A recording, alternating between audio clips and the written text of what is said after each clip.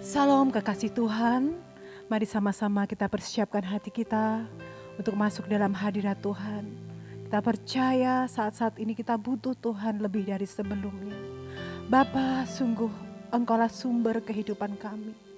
Engkaulah sumber dari segala apa yang ada di dunia ini Tuhan. Kami perlu Engkau Roh Kudus. Kami perlu jamahan-Mu, kekuatan-Mu, kuasa-Mu Tuhan. Ini hidup kami, biar kami terus mencari Engkau Tuhan. Di dalam hadirat-Mu, sungguh kami dipuaskan tubuh, roh dan jiwa kami. Pribadi-Mu nyatakan Tuhan bagi setiap kami. Terima kasih Tuhan, kami mengucap syukur. Kami pegang janji-Mu Tuhan. Janji-Mu yang menghidupkan kami, janji-Mu yang menguatkan kami.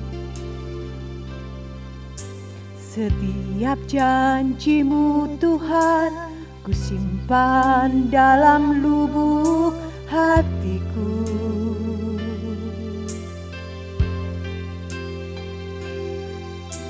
Lewati setiap masalah, tiap tetes air mata dalam hidupku. Janji-Mu menopang hidupku, kasih-Mu menuntun langkahku dalam setiap waktu. Penolongku yang aku percaya.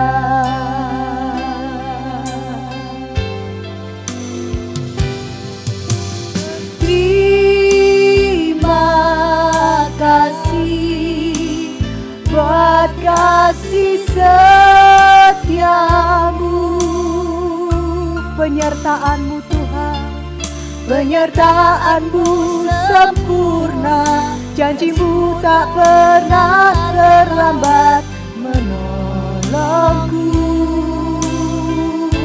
Terima kasih, kami berterima kasih Tuhan. Ini ucapan syukur kami buat kasih setiamu di dalam hidupku.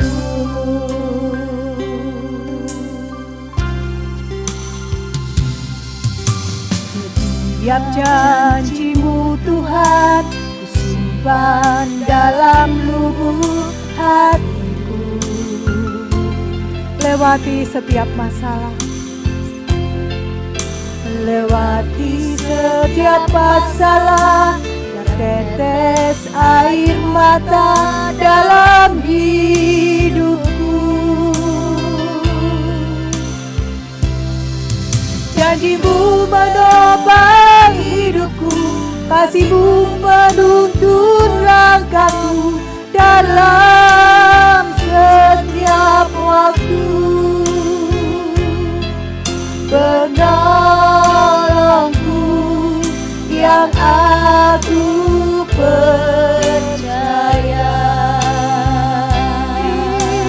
Terima kasih, terima kasih buat kasih setiamu, penyertaan-Mu Tuhan, penyertaan-Mu sempurna, janji-Mu tak pernah terlambat menolongku.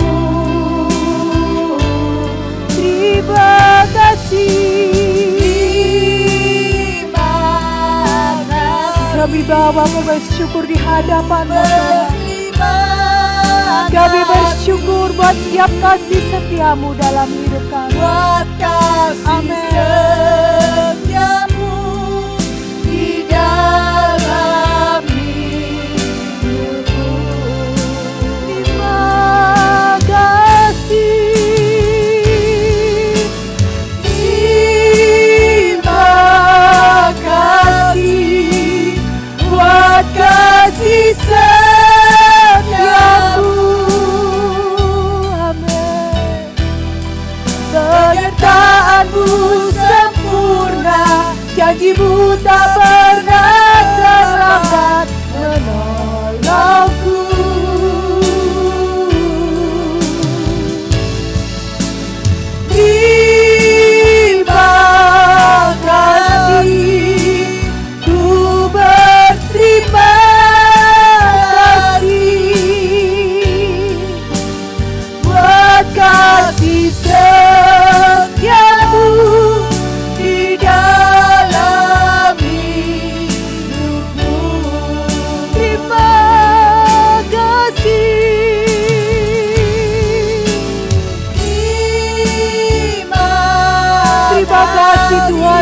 setiap kebaikan-Mu dalam kasih setiamu, setiap kesempatan yang Kau berikan dalam hidup kami Tuhan. penyertaan-Mu sempurna. Terima kasih Yesus, terima kasih. Kami pegang siap janji-Mu Tuhan. Terima kasih, ku berterima kasih buat kasih setiamu di dalam hidupku. Buat kasih setiamu, Buat kasih setiamu, buat kasih setiamu. dalam hidupku.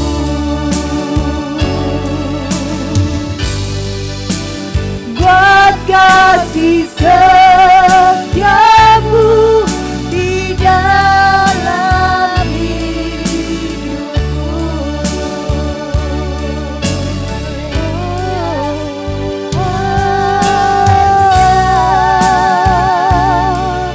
Haleluya. Terima kasih Tuhan.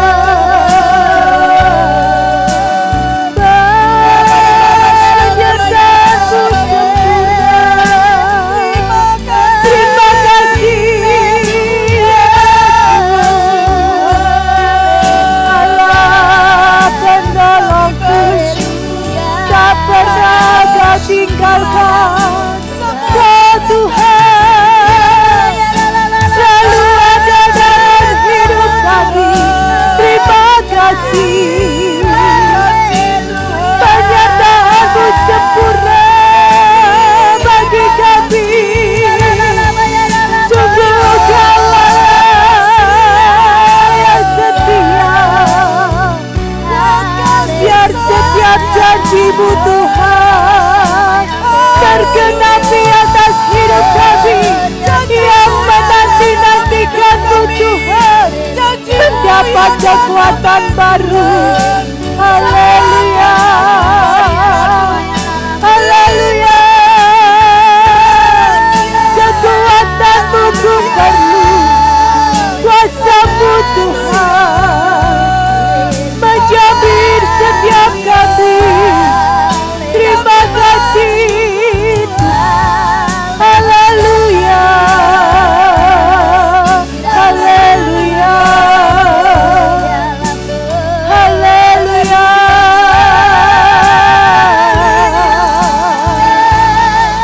Pemeliharaanmu nyata bagi setiap kami. Kau luputkan kami dari segala yang jahat. Dan Tuhan perlindungan-Mu. Haleluya. Kasih-Mu sempurna. Ku bersyukur.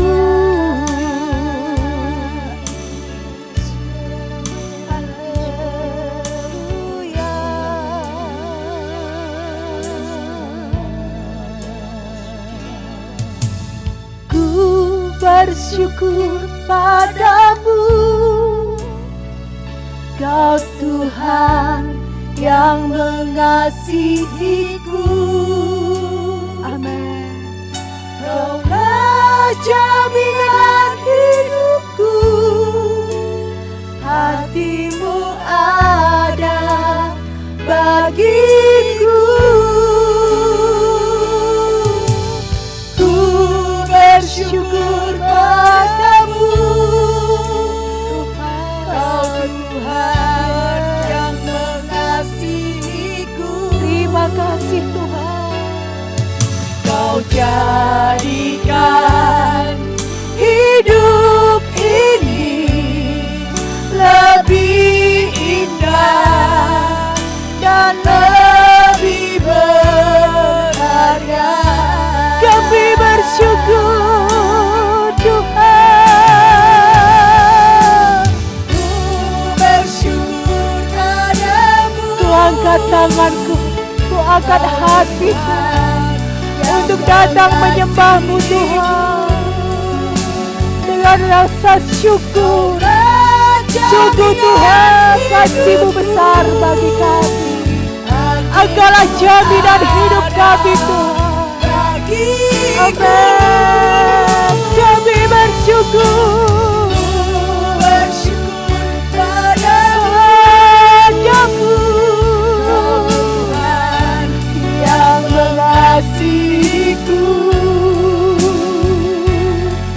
Kau jadikan hidup ini lebih indah dan lebih berharga.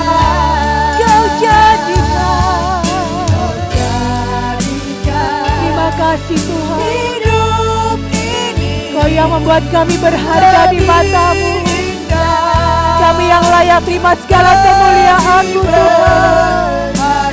Amin, amin. Kau jadikan hidup ini lebih indah dan lebih berharga.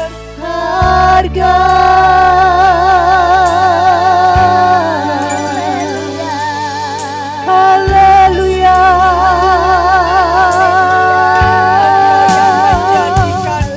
Terima kasih Tuhan, Kau yang memilih kami, Kau yang menetapkan kami menjadi umat pilihan-Mu, menjadi ahli waris-Mu Tuhan. Terima kasih.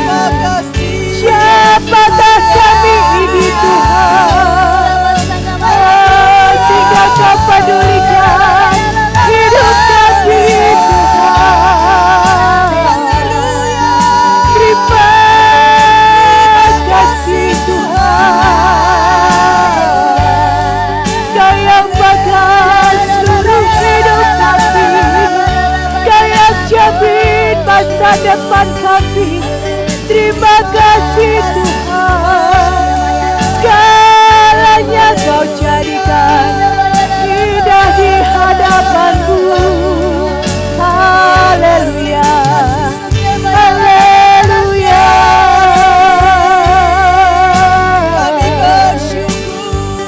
Terima kasih Tuhan. Haleluya, haleluya. Kami bersyukur. Terima kasih Tuhan. Haleluya. Begitu besar kasih-Mu bagi kami Tuhan. Engkau yang mengangkat kami, Engkau yang menjadikan kami berharga di mata-Mu. Kau jadikan kami ahli waris-Mu Tuhan, menjadi anak-anak Allah. Kami terima setiap janji-Mu Tuhan, tak pernah kekurangan sesuatu yang terbaik. Saat kami Tuhan percaya dan terus berada di dalam naungan-Mu, kami percaya Tuhan, kami terima kebaikan, kemurahan, anugerah yang daripada Engkau. Kami bersyukur, terima kasih, haleluya, amin. Tidak ada perkara yang mustahil di dalam Engkau Tuhan. Engkau sanggup mengadakan, firman-Mu sanggup menciptakan. Dari yang tidak ada menjadi ada, dari yang tidak mungkin menjadi mungkin. Haleluya.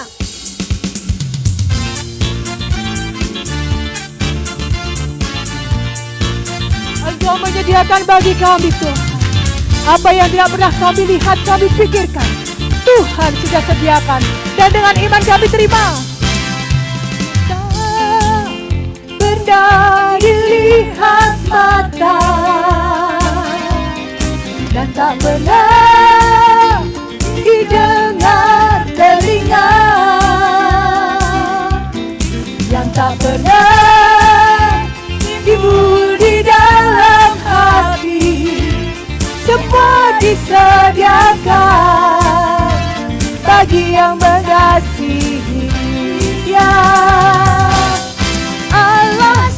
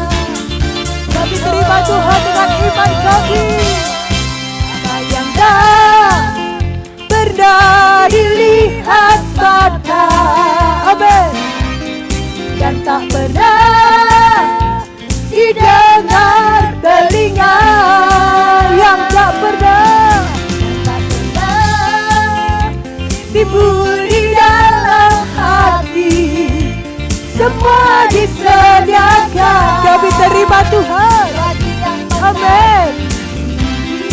Allah sanggup.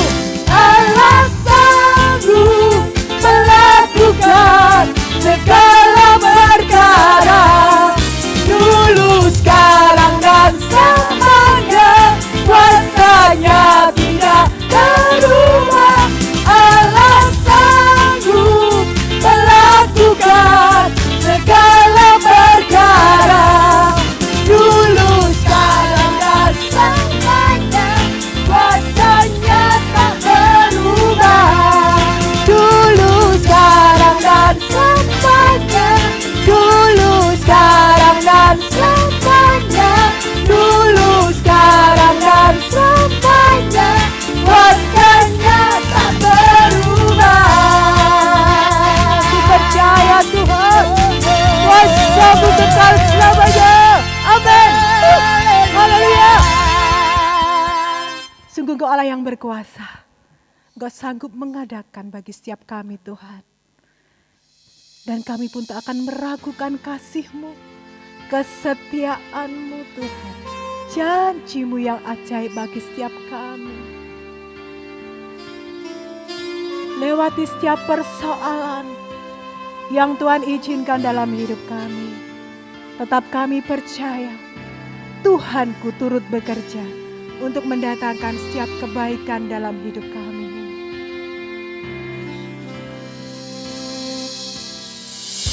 Kan ragu ku berjalan di dalam lembah yang gelap, ku tak takut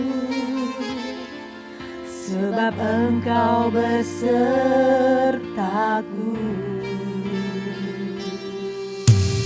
Segala yang Kau izinkan terjadi dalam hidupku, ku percaya mendatangkan kebaikan. Bapakku percaya rancangan-Mu, rancangan-Mu indah. Bukan rancangan kecelakaan, tapi masa depan yang penuh pengharapan. Aku percaya, Percaya dan tetap percaya. Kau turut Amin. bekerja dalam segala hal, mendatangkan kebaikan bagiku. Jangan pernah ragukan Tuhan. Sekalipun apapun keadaanmu saat ini, tetap percaya Tuhan sanggup memberikan pertolongan. Takkan ragu, ku berjalan di dalam lembah yang gelap, ku tak takut. Tongkat-Mu dan gadamu Tuhan yang menghibur setiap kami. Amin, amin, amin. Segala yang Kau izinkan terjadi dalam hidupku, ku percaya mendatangkan kebaikan. Bapakku percaya rancangan-Mu indah. Bapakku percaya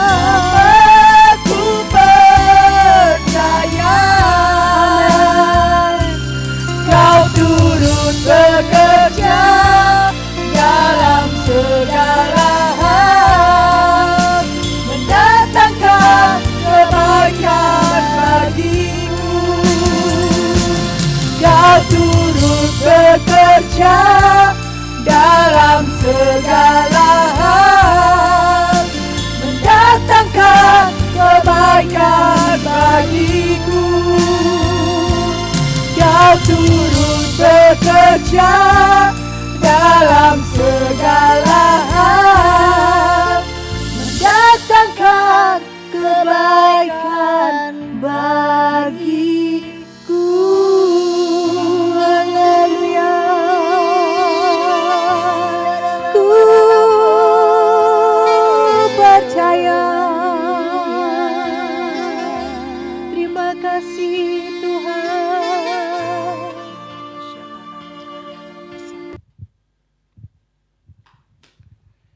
Ya, mari kita berdoa. Bapa, dalam nama Tuhan Yesus, pada malam hari ini ya Tuhan, kami menaikkan syukur dan terima kasih kami untuk berkat-berkat Tuhan sepanjang hari ini, untuk kasih dan pemeliharaan Tuhan yang sempurna atas hidup kami sepanjang hari ini.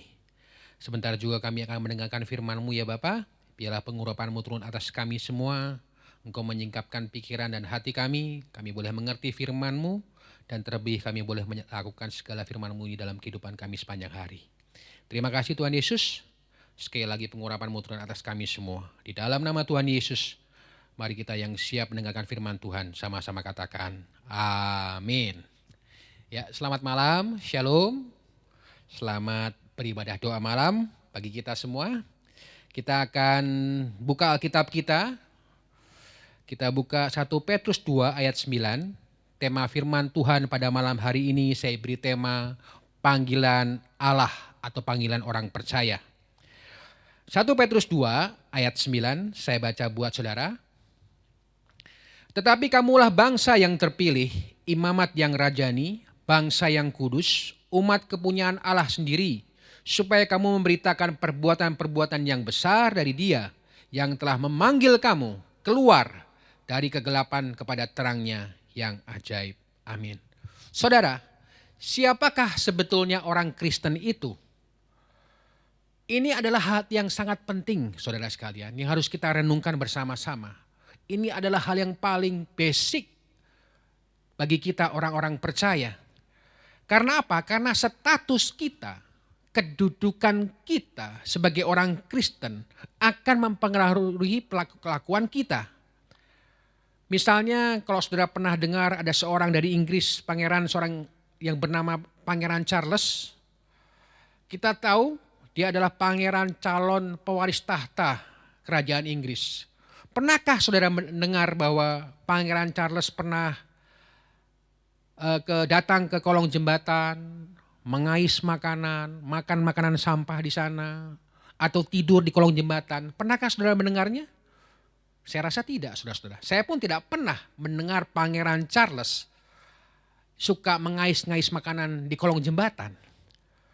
Saudara, kenapa dia melakukan hal itu? Karena dia tahu, dia tidak mungkin melakukan hal itu karena dia tahu statusnya. Dia tahu kedudukannya sebagai pangeran Inggris yang kelak akan menggantikan Ratu Elizabeth II untuk menjadi pemimpin atau menjadi raja atas kerajaan Inggris hari-hari ini, saudara. Nah, saudara, sehingga karena dia tahu statusnya, dia menjaga perilakunya sesuai dengan martabat seorang pangeran. Ya. Demikian juga dengan kita. Kalau kita tahu siapa kita sebagai orang Kristen, maka tentunya kita akan memiliki perilaku yang sesuai dengan kehendak Allah. Amin. Nah, saudara-saudara, Alkitab tadi berkata, orang Kristen adalah orang yang telah dipanggil oleh Allah. Dikatakan dalam 1 Petrus 2 ayat 9 tadi, bahwa tetapi kamulah bangsa yang terpilih, imamat yang rajani, bangsa yang kudus, umat kepunyaan Allah sendiri. Supaya kamu memberitakan perbuatan-perbuatan yang besar dari Dia, yang telah memanggil kamu keluar dari kegelapan kepada terangnya yang ajaib. Nah, kata dipanggil, saudara-saudara ya, dalam bahasa Yunaninya adalah kalein. Kalau saudara yang pernah belajar bahasa Yunani, ini kan akar kata dari klesis dan legein ya, saudara-saudara. Kalein. Nah, dari kalein ini akan muncul yaitu exkalio. Ya, exkalio itu ex itu keluar, kalio itu dipanggil. Nah dari exkalio ini juga nanti muncul kata yang bernama eklesia atau gereja. Jadi kalein ini artinya satu umat yang dipanggil keluar dari kegelapan dosa menuju terang Allah yang ajaib. Nah malam hari ini saudara sekalian, kita akan melihat ada 3 makna yang lebih mendalam tentang kalein ini, ya, tentang exkalio ini. Yang pertama, kalein artinya kita dipanggil pada suatu pesta. Dalam Matius 22 ayat 1 sampai 3, di situ saya baca buat saudara, perumpamaan tentang perjamuan kawin. Lalu Yesus berbicara pula dalam perumpamaan kepada mereka, hal kerajaan sorga seumpama seorang raja yang mengadakan perjamuan kawin untuk anaknya. Ia menyuruh hamba-hambanya memanggil orang-orang yang telah diundang ke perjamuan kawin itu. Jadi saudara-saudara, kita adalah orang-orang yang dipanggil Allah untuk menghadiri sebuah pesta. Kalau kita diundang oleh orang-orang kaya, oleh konglomerat, atau pejabat di kota ini, atau di Indonesia ini, tentunya kita akan merasa terhormat, betul? Apalagi kalau yang mengundang kita Presiden Jokowi, mengundang kita untuk menghadiri pernikahan anaknya misalnya. Ya kan? Kalau bisa undangannya kita laminating saudara-saudara, kita bingkai di figura, kita tempel di ruang tamu, di tembok ruang tamu saudara. Karena kita merasa terhormat, betul? Kita merasa dihargai oleh orang terpenting di Indonesia ini. Tapi saya mau katakan saudara sekalian, Alkitab tadi berkata, kita ini orang-orang Kristen adalah orang-orang yang telah diundang, bukan oleh orang kaya, bukan oleh orang konglomerat, bukan oleh pejabat, bahkan bukan oleh presiden. Tapi oleh raja di atas segala raja, nama di atas segala nama. Pencipta alam semesta, Tuhan Allah yang maha besar, amin. Nah kita dipanggil, diundang untuk apa? Untuk menikmati sukacita. Menikmati sukacita dari Tuhan dan menjadi tamu kehormatannya. Dalam Matius 11 ayat 28, Yesus pernah menyampaikan kata-kata undangan itu, dia berkata begini, marilah kepadaku semua yang letih lesu dan berbeban berat, aku akan memberi kelegaan kepadamu.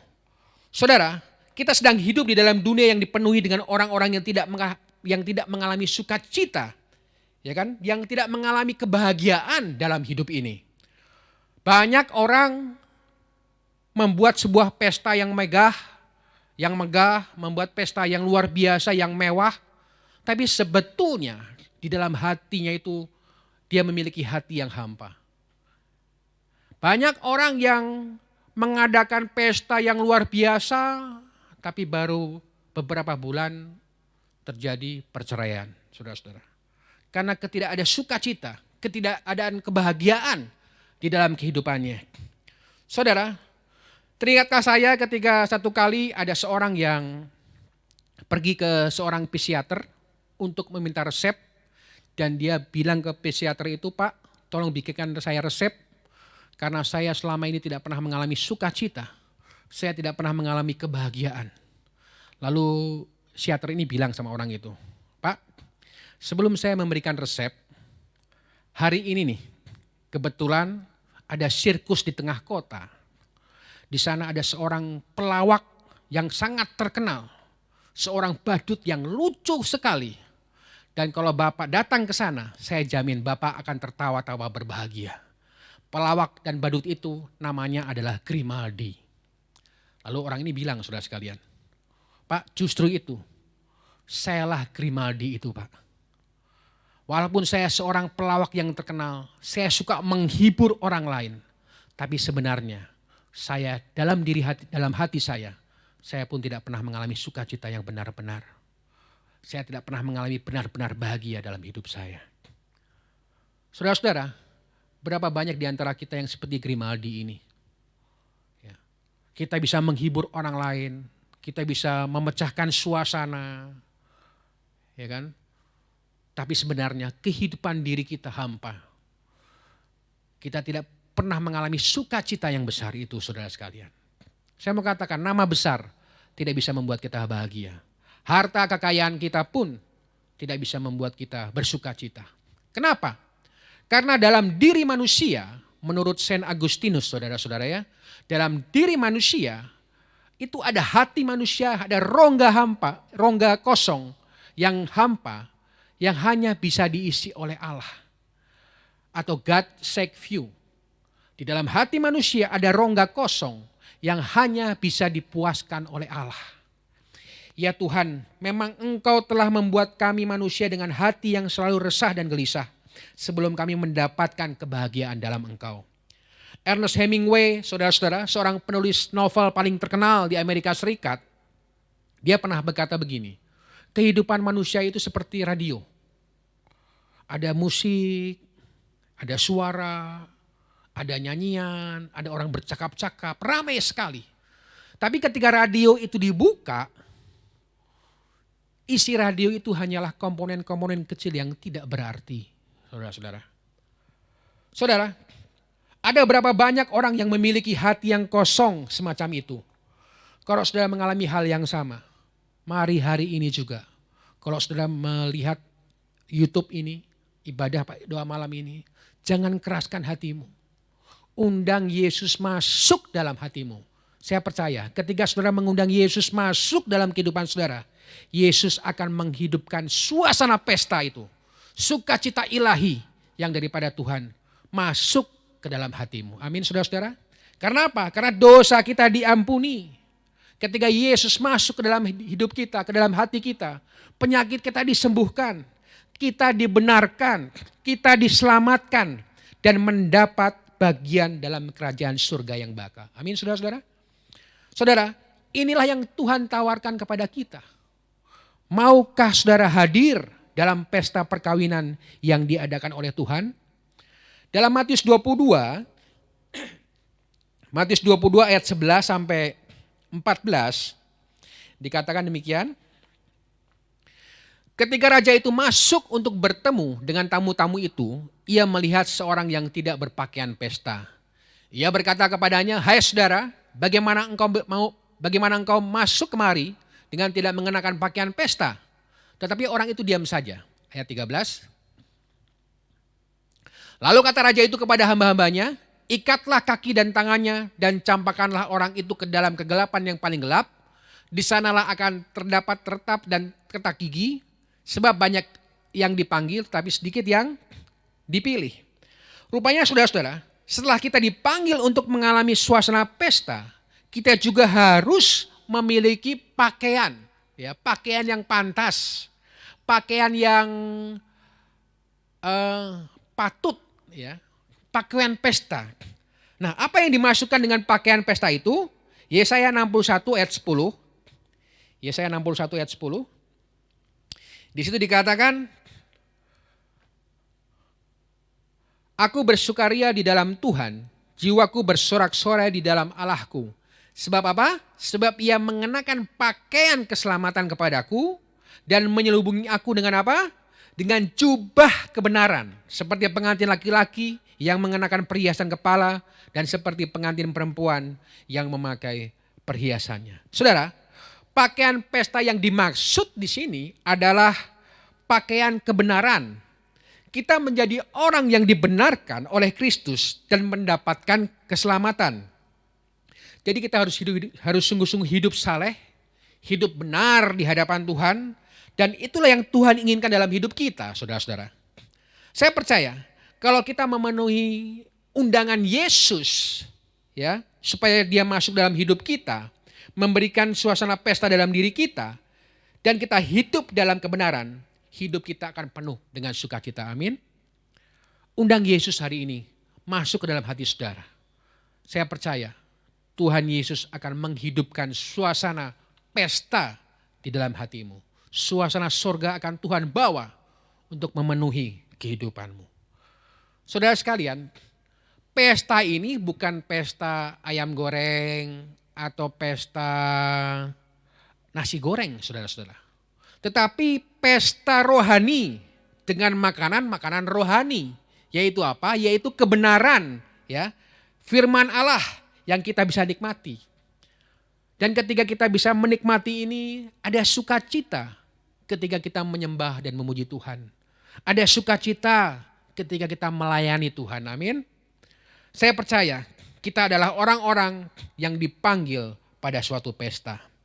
Yang kedua, kata kalein ini juga saudara-saudara berarti dipanggil pada suatu tugas atau jabatan. Allah memanggil kita, ya, bukan hanya untuk berpesta, tapi Allah memanggil kita juga untuk melakukan tugas. Ya, Allah memberikan kita tugas yang akan kita kerjakan. Seperti Allah pernah memanggil Abraham. Abraham dipanggil oleh Allah dari Ur Kasdim, ya, diberkati oleh Allah dan diberikan tugas khusus kepadanya. Kejadian 12 ayat 1 sampai 2. Di situ dikatakan, berfirmanlah Tuhan kepada Abram, pergilah dari negerimu dan dari sanak saudaramu dan dari rumah bapamu ini ke negeri yang akan kutunjukkan kepadamu. Aku akan membuat engkau menjadi bangsa yang besar dan memberkati engkau serta membuat namamu masyhur dan engkau akan menjadi berkat. Apa tujuannya Tuhan memberkati kita? Supaya kita menjadi berkat. Artinya apa? Artinya ada tugas khusus yang Tuhan berikan kepada kita yang harus kita kerjakan sehingga orang lain juga bisa mengalami pengalaman-pengalaman rohani bersama Tuhan.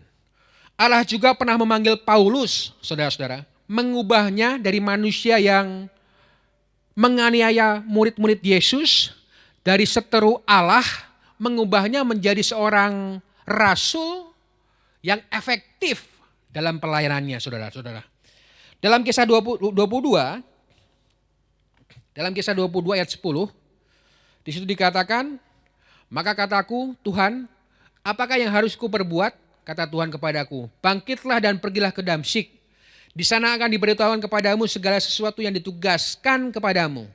Tetapi kata Tuhan kepadaku, pergilah, sebab aku akan mengutus engkau jauh dari sini kepada bangsa-bangsa lain. Ada tugas yang diberikan Tuhan kepada Paulus supaya dia melayani, ya, bukan kepada bangsa Israel saja, tetapi kepada bangsa-bangsa yang lain, sehingga bangsa-bangsa yang lain pun mengalami Tuhan, mendengar kabar sukacita itu dan bertobat. Saudara, ini berarti kalau kita dipanggil oleh Tuhan, kita tidak sekedar diselamatkan. Amin.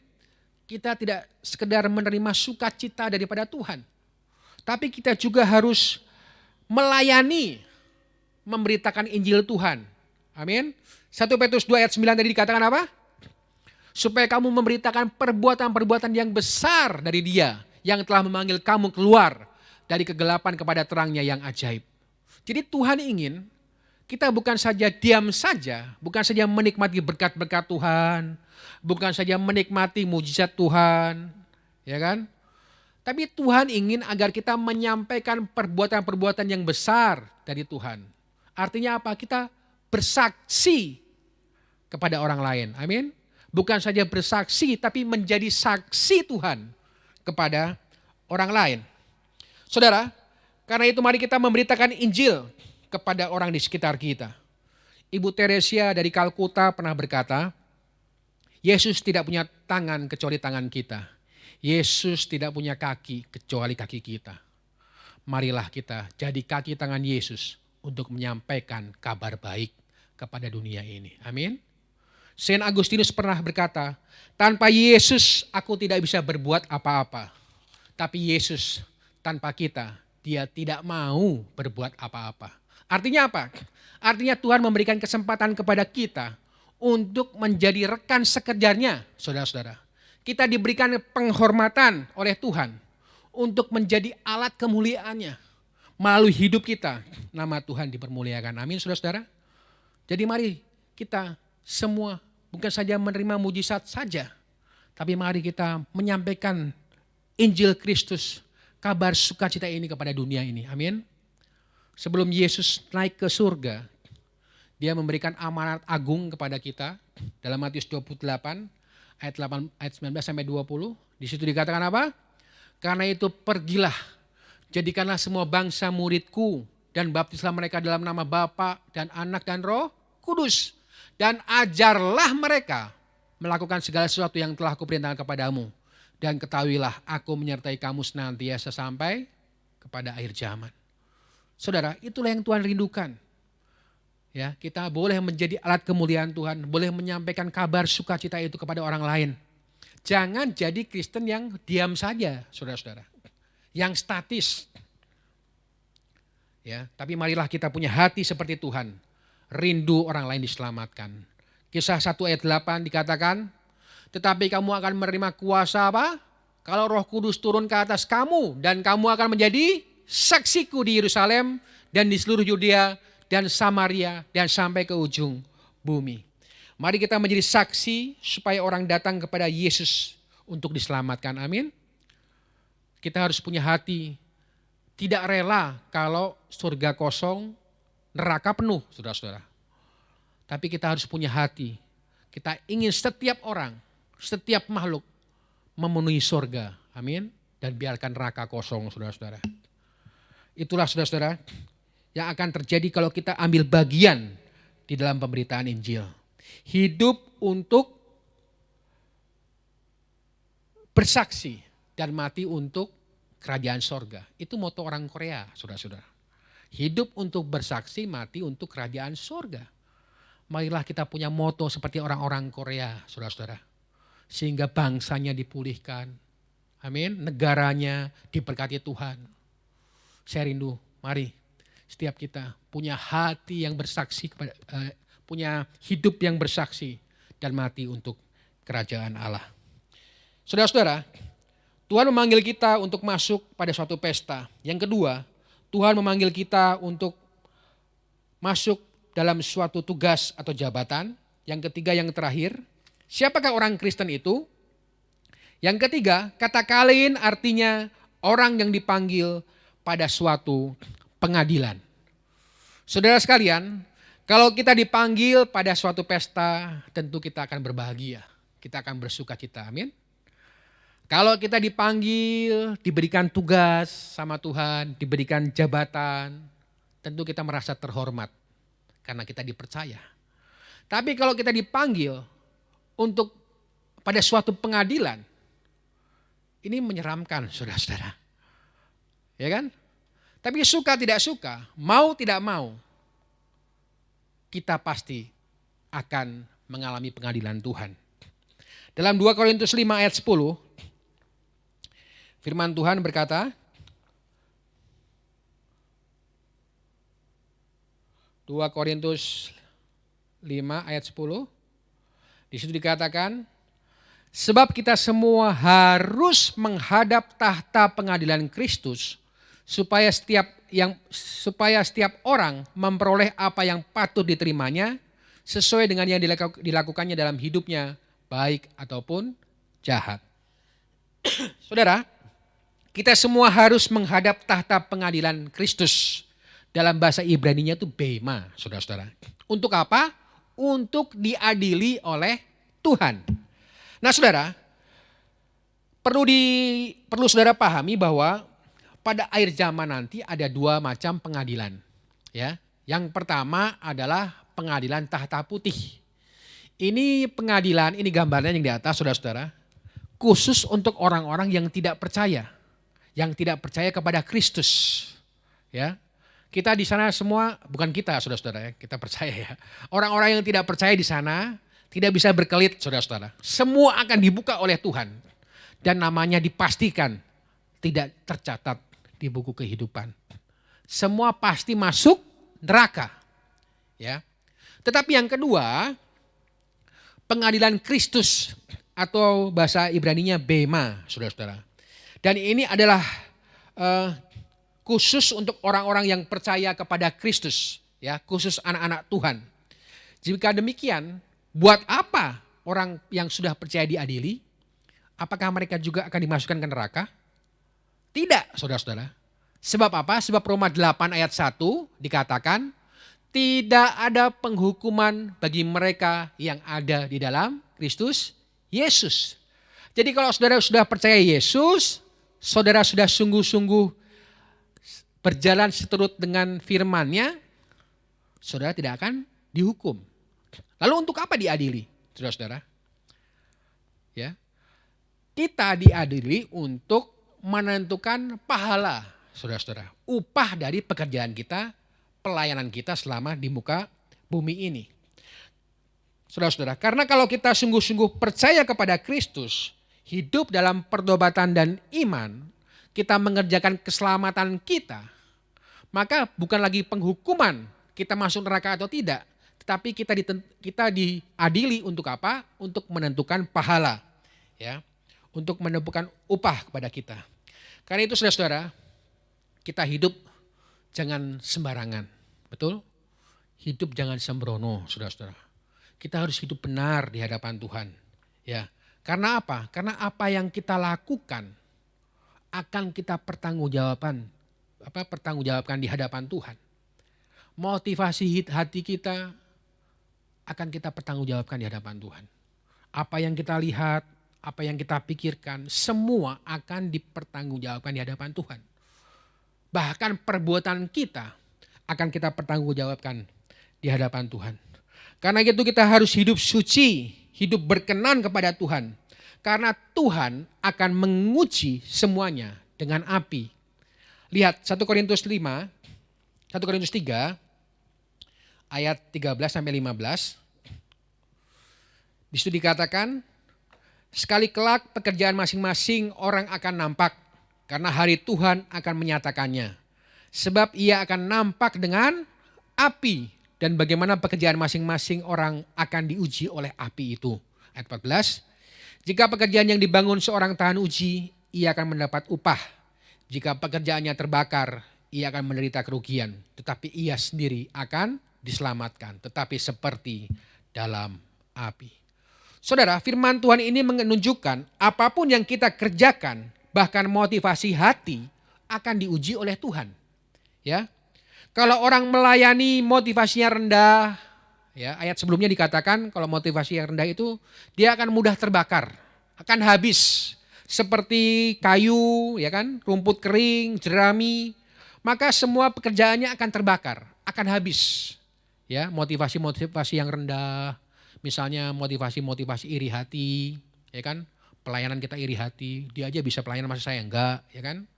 Terus pelayanan yang motivasinya pengen cepet terkenal, populer, ya kan, cari muka, pelayanan cari motivasi hatinya cari uang, itu semua akan terbakar oleh api, saudara-saudara, akan habis, ya kan. Oleh karenanya Bapak Ibu Saudara sekalian, mari kita punya motivasi yang benar di hadapan Tuhan, punya motivasi yang murni. Kata Alkitab seperti apa? Emas, perak, dan permata. Emas itu kalau dibakar, dia tidak habis, saudara-saudara, tidak terbakar, tapi justru semakin murni. Ya, ya saudara-saudara ya. Oleh karenanya Bapak Ibu Saudara sekalian, mari kita punya motivasi yang murni ketika kita melayani Tuhan. Satu kali saya teringat ada orang Kristen yang mimpi mati. Lalu dia dibawa oleh Tuhan masuk surga karena orang Kristen, ya kan? Satu kali dia ketika jalan-jalan di surga, lantainya berlapis emas, ya kan? Kanan kirinya batu permata. Lalu dia melihat orang lain pakai mahkota, saudara-saudara. Sedangkan dia pas dia pegang kepalanya, dia enggak pakai mahkota. Dia enggak pakai apa-apa, saudara-saudara. Lalu dia tanya sama si malaikat itu, Kat, kok itu pakai mahkota, kok saya enggak? Ya, soalnya ketika dia hidup, dia sungguh-sungguh melayani Tuhan. Dia punya motivasi yang murni, ya kan? Dia dengan tulus melayani Tuhan, sehingga dia mendapatkan upah, mendapatkan pahala berupa mahkota. Gitu. Kalau kamu kan enggak, kamu waktu pelayanan motivasimu seperti apa, ya kan? Kalau mereka kan bisa nyanyi kan, hehehe lihat saya pakai mahkota, mahkota dari surga karena rajin bekerja. Kalau kamu kan enggak, ya kan? Nah saudara-saudara, motivasi kita itulah yang dilihat oleh Tuhan. Amin. Memang kita diselamatkan, ya kan? Karena apa? Karena kita percaya kepada Yesus. Tapi kita tidak mendapatkan apa-apa, saudara-saudara di sana. Ya kan? Tapi kalau kita melayani dengan murni, dengan sungguh-sungguh, Tuhan akan berikan pahala kepada kita. Saya dulu pernah ditanya, saudara sekalian, sama seorang jemaat. Tanya sama saya, Pak, saya mau tanya Pak, kalau ini ada orang umurnya 70 tahun lebih, ya kan? Tapi dia seumur hidupnya tuh dia mabuk-mabukan, dia berzina, dia membunuh orang. Wah, pokoknya dia berkelimpangan dosa lah. Tapi satu hari sebelum mati, dia bertobat Pak. Masuk surga atau masuk neraka? Saya bilang ya masuk surga lah kalau dia percaya Yesus. Ya kan? Tuh, di sebelah salib Yesus kan. Sekian menit mau dibunuh, mati, bertobat, Firdaus. Oke Pak. Terus saya mau nanya juga Pak. Kalau ada orang ini Pak, ya kan, dari umur 17 tahun sudah melayani Tuhan. Bertahun-tahun sudah melayani Tuhan, setia sama Tuhan.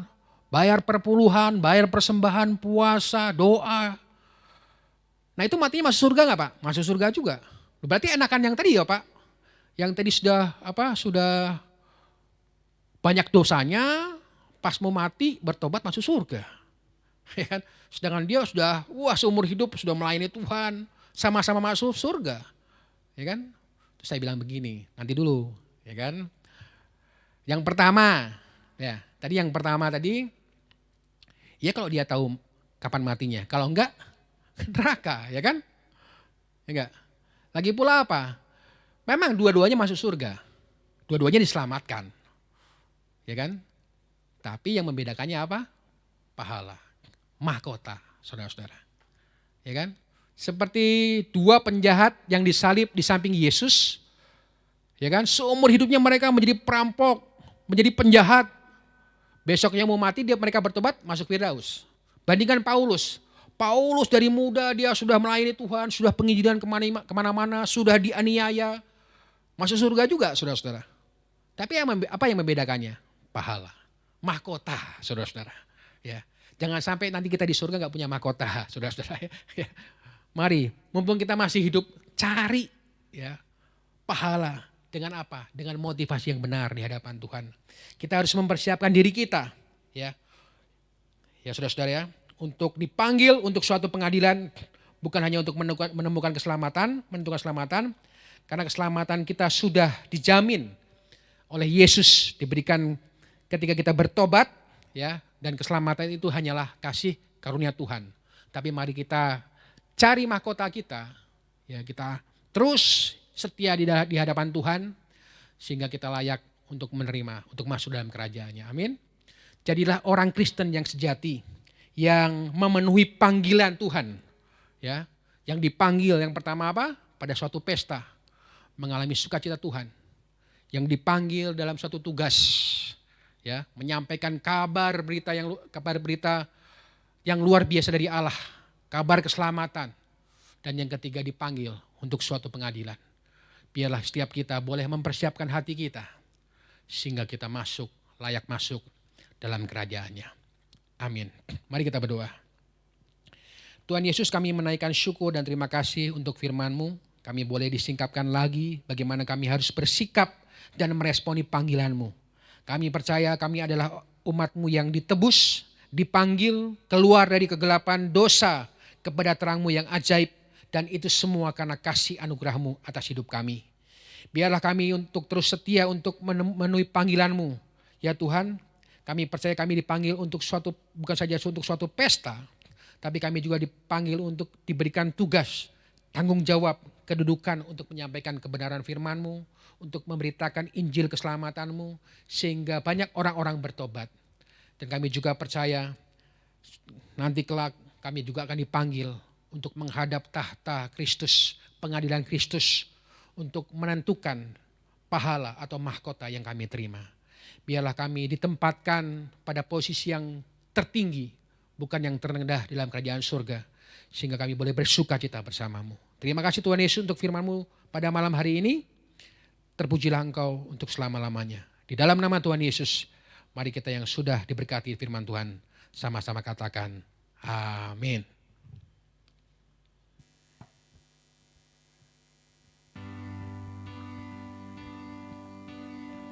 Baik saudaraku yang terkasih dalam Kristus Tuhan, kita akhiri ibadah pada malam hari ini. Kita naikkan satu pujian, Bapa ku percaya. Hanya Engkau yang kami percaya Tuhan.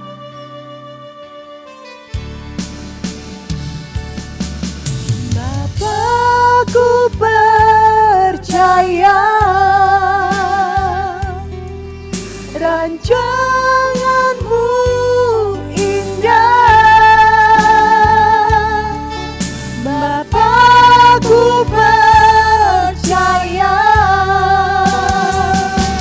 Kau turut bekerja dalam segala hal, mendatangkan kebaikan bagiku. Kau turut bekerja dalam segala hal, mendatangkan kebaikan bagiku. Kau turut bekerja dalam segala hal, mendatangkan kebaikan bagiku.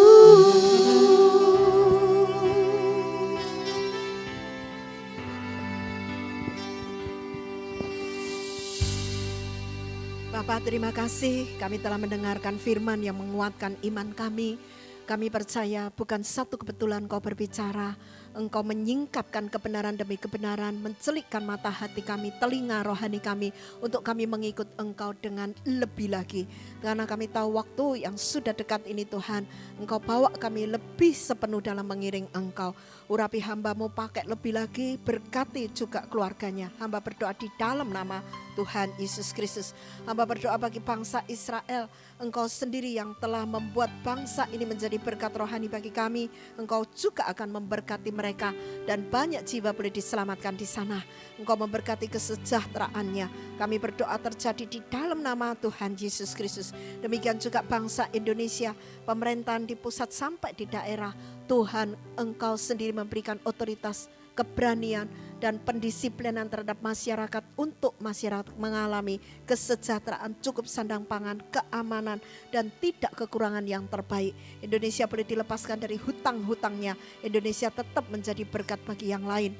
Kami berdoa bagi gereja-gereja yang ada di Nusantara, di seluruh Indonesia, tidak terkecuali di kota kami. Kami percaya dimanapun gereja ada tetap menjadi mercusuar-Mu, menjadi terang, menjadi garam, menjadi berkat bagi lingkungannya. Hamba berdoa kasih karunia tetap bekerja dalam nama Yesus Kristus. Demikian juga untuk keamanan kota kami, kesejahteraan di bidang pendidikan, kemasyarakatan. Tuhan, Engkau tahu apa yang terbaik sedang dikenapi. Itu iman kami, karena kesejahteraan kota ini juga kesejahteraan umat-Mu. Kami berdoa di dalam nama Yesus Kristus. Demikian juga keluarga-keluarga yang belum bertobat. Satu keluarga bertobat, Tuhan seisinya juga akan bertobat. Itu Tuhan janji-Mu dan akan dikenapi. Kami berdoa untuk pemerataan ekonomi, Tuhan, untuk usaha pekerjaan sekalipun di dalam masa kesulitan tetap akan terjadi terobosan berkat-berkat, sehingga Tuhan juga akan membuat gereja menjadi berkat bagi mereka kaum miskin dan yang papa. Tuhan, terjadi kasih karunia demi kasih karunia dan diberkati dalam nama Yesus Kristus. Sekarang hamba berdoa bagi mereka yang sakit, yang lemah, yang tidak berdaya, tetap tangan-Mu terulur atas mereka. Tuhan mau membangkitkan mereka dengan semangat yang baru, sukacita yang baru, diberkati dalam nama Yesus Kristus. Baik permasalahan keluarga, rumah tangga, apapun yang dihadapi jemaat-Mu, tetap Engkau Allah yang ajaib. Demikian juga mereka yang bepergian keluar kota, keluar negeri, apapun yang sedang mereka emban visi misi, Tuhan Engkau menyertai sampai mereka kembali dengan tidak kurang satu apapun. Di akhir dari seluruh rangkaian acara malam hari ini, kami percaya kasih kemurahan-Mu tetap menyertai hidup kami masing-masing. Mereka yang hanya bisa melihat di streaming pun, Tuhan Engkau tahu apapun pergumulan mereka, Engkau tetap ajaib. Kami terima berkat mengalir dari tahta Allah Bapa, Allah Putra, Allah Roh Kudus yang terus menyempurnakan doa-doa kami. Dengan iman kami terima dari yang tidak ada menjadi ada, dari yang tak mungkin menjadi mungkin. Kuasa Tuhan yang menggenapi sempurna terjadi satu persatu, bahkan mulai sekarang sampai Maranatha, hanya di dalam nama Tuhan Yesus Kristus. Haleluya. Amin. Tuhan memberkati, sampai jumpa. Shalom.